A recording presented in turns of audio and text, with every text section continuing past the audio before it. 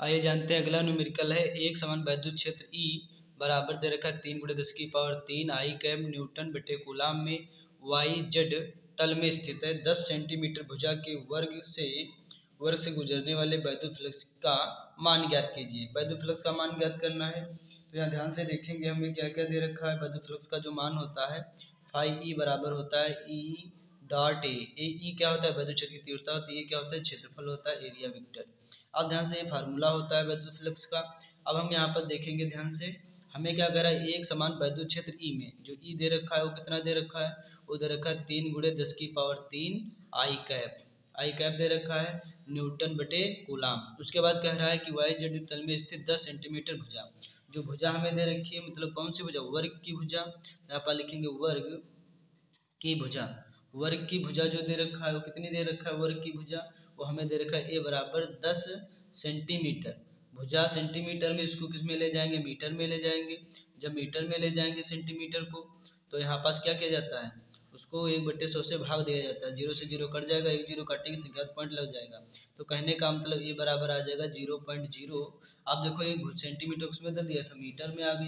अब देखो हमें क्या ज्ञात करना है, वर्ग की भुजा कर वर्ग से गुजरने वाले वैद्युत फ्लक्स का मान ज्ञात कीजिए। अब देखो भुजा आ गई, हमें क्या निकालना है? वर्ग का क्षेत्रफल, एरिया निकालना है। तो यहाँ पास लिखेंगे वर्ग का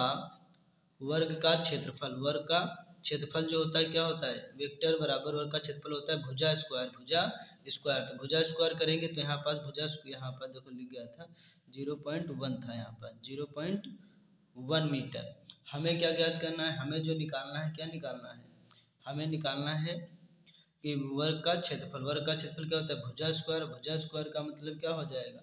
भुजा स्क्वायर का मतलब होता है 0.1 का होल ऑफ स्क्वायर। 0.1 का होल ऑफ स्क्वायर करेंगे तो यहाँ पास आ जाएगा 0.01 मीटर स्क्वायर। क्षेत्रफल तो मीटर में होता है। उसके बाद कह रहा है कि हमको ज्ञात करना है क्षेत्रफल सदिश ज्ञात करना है। क्या ज्ञात करना है? क्षेत्रफल सदिश। तो इसके नीचे लिखेंगे क्षेत्रफल सदिश से। सदिश जब निकाला जाता है तब क्या किया जाता है? तो गुणे का चिन्ह लगाया जाता है। सदिश वेक्टर लगा देंगे इस तरीके से। वो कितना दे रखा? 0.0। इसको आई कैप मान लिया जाता है। किस में दे रखा? क्षेत्रफल जो था मीटर स्क्वायर में ज्ञात हो चुका था। अब हमें क्या ज्ञात करना? वर्ग से गुजरने वाला वैद्युत फ्लक्स ज्ञात करना है। अब फटाक से हम फाई का मान वही रख देंगे। फाई ई बराबर हो जाएगा, ध्यान से लिखेंगे ई वेक्टर डॉट ए। फटाक से ई का मान कितना दे रखा है? 3×10⁻³ आई कैप और इंटू उसके बाद कर देंगे 0.01 आई कैप।